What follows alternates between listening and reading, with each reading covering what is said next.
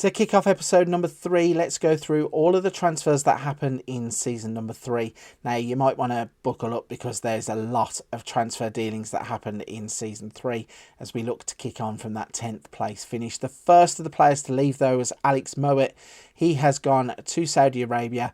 Wasn't going to get into our new look team. He's the wrong side of 30 for that, it seems. But he was the first one to move on. We have let him go to Saudi Arabia and Al Khalij. We then let go of Keiki Rocha. Now, this is a difficult one because obviously in the first season we signed him and he had great potential. But the players that we signed now have to be of Premier League quality. And he just wasn't matching up. International came in. They gave us £7 million. And that was a sound deal for us. The next player to leave was OK Yokusulu. Again, he is a player that was here at the start of the save and a player who is now probably on the wrong side of 30. Still looks a fantastic player, but the way that we are building this team now really is going in one direction. And the final player to leave the club in season 3 was Josh Maja. He's a player that had come to us from Bordeaux. And another one that goes out to the Middle East to play for Al Tal. So, with those players leaving, we needed to sign reinforcements, and reinforcements that not only were Premier League quality, but players who could go on to be future stars. And we started off with Nat Phillips. Yeah, not the player that you expected straight away, but he was a free transfer. Liverpool had allowed him to leave. We picked him up as a bit of a rotation piece just to get a bit of squad depth at centre-back. And pairing up with him was Joe Rodon. He's another one who has been a Premier League player, was at Leeds United. I think he was also at Tottenham, Burnley, those kinds of teams. So he's got Premier League experience. Was again on a free transfer and we signed him. It just seemed a no-brainer. And the final free transfer that we made was Taylor Harwood-Bellis, 24 years old, can play in a couple of positions, both right back and centre back. Played for Manchester City previously, been out at Girona, and now we have picked him up to plug him into the team. Then we started off on a bit of a wonder kid trend. Adam Wharton is the next player to come in. Can play as a defensive midfielder or a central midfielder. Signed from Wolverhampton Wanderers, which is quite controversial. It did cost us £20 million, but I think in the long term he's a player that really is going to be worth the money. The next one to come in was Arthur. He's a right back, so he's going to go straight in at right back. Paulinho will challenge him for the spot, but he's superior to Paulinho. 23 years old, signing from Leverkusen. Seems an absolute sound signing. The next player was Martin Neto, a wonder kid who comes from Benfica. He has the potential to go on and be absolutely anything. 23 years old, will be perfect in the middle of the park. Tom Roth was next, the other side now for wingbacks, 21-year-old German, picked him up for about £7 million, was cheap as chips. I think he's really going to develop into a player that is fantastic. And if we really needed him to, he can not only play on the left, he can come inside also, standing at 6'4". The next player to come in was Dane Scarlett, another previous FM wonder kid. Kind of that star has faded a little bit now. He has been out and about and round the clubs with Portsmouth, Ipswich, Bristol City, those kinds of teams. But I do feel that he could do a job when Waper's not in the first team or is away from the first team. So it kind of made sense to go and pick him up for a couple of £1 million and just see what he can do. The final player to come in is an absolute world star in the making. And it was quite a relief to see that he wanted to join West Brom, because we had tried to do this deal before and he turned us down, saying we weren't a big enough team. But now we're a Premier League team. We managed to get Luis Guilherme, a true Brazilian wonder kid. When you look at that pace, that acceleration, the dribbling, first touch, the determination, this kid has the lot. Could be a true star for the rest of this save.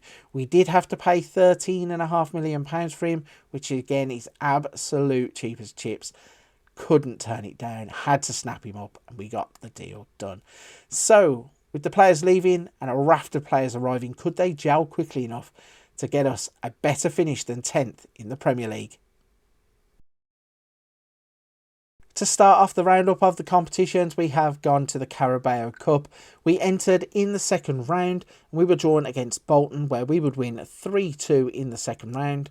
Moving into the third round, we would be drawn against Leicester. We would beat them 2-1. Into the fourth round, we would be paired off against Arsenal, and sadly that is where our journey would come to an end as we lose 3-2 in the fourth round. In the FA Cup, we would join in the third round. We were paired off against Fulham to win 3-0 in round 3. In the fourth round, we would be drawn against Charlton, where we would win convincingly 4-0. In the fifth round, we would be paired off against Chelsea. We'd draw 5-5 in the game and go through on penalties. That put us in a quarter-final place against Nottingham Forest. We would win that game 2-1. In the semi-finals, we would be paired up against Leicester. We would win 5-0. And that meant that we would be in the final against Manchester City, where we would go on and win the competition 1-0. A crazy game. We did okay. We had 4 shots, 3 of which were on target, had an XG of 1.01, scored the goal through Waper, and we went on to lift the FA Cup. Fantastic way to round off the cup competitions. And so on to the Premier League. Last season we finished in 10th place. This season, 7th place. Qualified for the Europa League, obviously, after winning the FA Cup. But we were so close to 6th place in the league anyway that I really do feel that we deserved it, even if we hadn't have won the FA Cup. So this season we played 38 games. We won 18 of them. Drew 7. Lost 13. Had a goal difference of just 3, but at least it's a positive, not a negative like last season. And we finished on 61 points. Now, if you look at that, it's 10 points better off than last season. Well, 9 points, I think. We finished on 52 last season, 61 this season. But 62 for Tottenham, 62 for Liverpool. We are so close to those two teams. And we were 2 points ahead of Brighton, 3 points ahead of Brentford, and 4 points ahead of Newcastle. So the Premier League spread between 5th and 10th was so close this season. We luckily came out on the right side of it. Above Liverpool, we were nowhere near those, so we couldn't have got anywhere near the Champions League, but certainly we were well worthy of our place in the Europa League. Looking at some of the player stats, we don't really feature too much on here. Well, Nelson Waper does. He got 25 league goals in his second season. You then got Waper with 8 Player of the Match awards and yellow cards, Roth and Malumbi.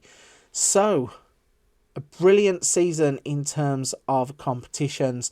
An FA Cup win in a final against Manchester City was fantastic. The Carabao Cup knocked out in the 4th round, but the Premier League getting into the Europa League through the FA Cup, almost getting into the top 6, but finishing in 7th place on 61 points. Quick look into the finances as we head towards Season 4 shows that we have a transfer budget for Season 4 of £52.9 million. We have a wage budget of £1.3 million. We're spending £1.248 million. The overall balance of the club is £25 million. So once again, we are being given far more money to spend than the club actually have. So it's another one of those, what do we do? Do we go and spend that £50 million and kick on, try and get into the top 6? Or do we be frugal, try and move some players on, and then not put the club in a precarious financial position? Going into the club vision, we are now very secure in our job. We got an A- from the board, but most importantly, the owner is now looking to sell the club. So they have altered the 5-year plan until the situation has been resolved. They won't set any long-term plans. That's both a good thing and a bad thing, because obviously if you follow West Brom in real life, their owners are a little bit hit and miss. So it might be that if we get new owners, we get big investment. But also it might mean that we are on the chopping block ourselves and really have to perform going forwards. But whilst we're here, the actionable objectives, we have achieved both of them. Work within the wage budget, we're on course. Spend the original transfer budget, they are delighted. Now that one always baffles me, because last season we were smack bang on 49 and 49 million in terms of what we had. This season we are 30 million almost over what the club actually has. So it'll be interesting to see if they put that one in for next season. Minimum 2-year contracts for first team players, they are not judging. Be competitive in the Europa League and become an established Premier League team. So I think that we're doing that anyway. Looking at the board feedback, play attacking football, pleased. Direct football, satisfied. Make the most of set pieces, disappointed. Play entertaining football and counter-attacking football, they are pleased. Looking at the supporters, we get an A- from them too. Supporter culture is pretty much the same. They are pleased with the attacking football, satisfied with the direct football. Make the most of set pieces, disappointed. Play entertaining football, pleased. Play counter-attacking football, pleased. Then they want us to be competitive against Aston Villa, get the better of our rivals Birmingham City and Wolverhampton Wanderers. So it's good feedback really. A-. Job is very secure. I think it's a successful season and we've now got to really push on in season 4. As we head towards season 4, let's have a look at the first team squad as we leave season 3. Now, the first thing you're going to notice is the tactic has changed. Gone is the 4-2-3-1 and in is the 4-3-3. I think in the Premier League you need a bit more midfield stability and this tactic absolutely gives us that. So once again, I'm going to look at my starting 11 that I would normally pick on a match day, and then we'll look at what the assistant thinks that I should be picking, and we'll look at the discrepancies and see where we can identify any weaknesses. So my 11 would be Goncalves in goal, Roth at left back, Rodon, Holding and Arthur at right back, Malumbi, Wharton and Neto in the midfield 3. On the left hand side, Nasir Nuvar, Lewis Gilherme on the right, and then Wiper up the top of the pitch. If we have a look at some more stats, Wiper is being absolutely fantastic in this save. This season, 39 starts, 30 goals in all competitions. If we have a look at him, 21 goals first season, 25 the second, 46 goals in 70 appearances is absolutely fantastic. What a bargain he was. £4.5 million. Go and get him. He really will enhance your team. Lewis Gilherme, he's another one started to really come along now as a player. I know that he's a wonder kid anyway. 35 appearances, 9 goals, 10 assists. Wonderful, wonderful player. On the left-hand side, Nasir Nuvar, again, being a regular, 38 games, 13 goals, 7 assists in all competitions. Overall, 70 appearances and 17 goals for the club. And then some of the other wonder kids that we've brought in. So Neto, he has started in 46 games in all competitions this season, scoring 17 goals from the middle of the park, 10 assists, an average rating overall of 7.05. Alongside him, Adam Wharton. He has played 38 games, 7 goals, 7 assists with a 6.82 seasonal average rating. And then at left back, you've got Roth. 42 games, 5 assists. You've got Arthur at right back. 43 games, 1 goal, 7 assists.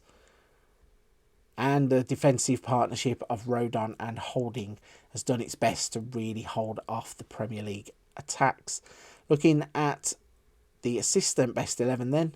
So he has gone with Goncalves, Roth, Howard Bellis, Holding and Arthur, Malumbi, Wharton, Neto, Onuvar, Gilherme and Wiper. So pretty much the same team apart from Howard Bellis, who I wouldn't personally play as a centre-back. I'd play more as a right-back, but it obviously shows he has the potential to play in that position. If we go to the assistants report, weaknesses in the team: stamina, bravery, decisions, crossing, tackling, concentration, penalties, work rate, finishing. But the strengths are youth prospects that are at the club, punching tendency from goalkeepers, top goal scorer, Wiper's 25 strikes, ranking 3rd in the competition. His form has been fantastic. Goncalves is the best of 3 good options available to play in goal. And then defensive depth, as always, is a good thing. So a few more players probably to come in for season 4. There obviously are places we can improve, but it also is going to depend on how quickly those wonder kids do improve as to whether we replace players or not. And I do think that if we get that £52 million, it might not be a million signings this time. It might be a few quality signings. So to wrap up season number 3, we finished 7th in the Premier League. We won the FA Cup, knocked out in the 4th round of the Carabao Cup. So all in all, a fantastic season number 3. Right then, if you're still with me at this point of the video, firstly, a big thank you. Secondly, if you don't mind hitting the like and subscribe button on the channel, I really would appreciate it.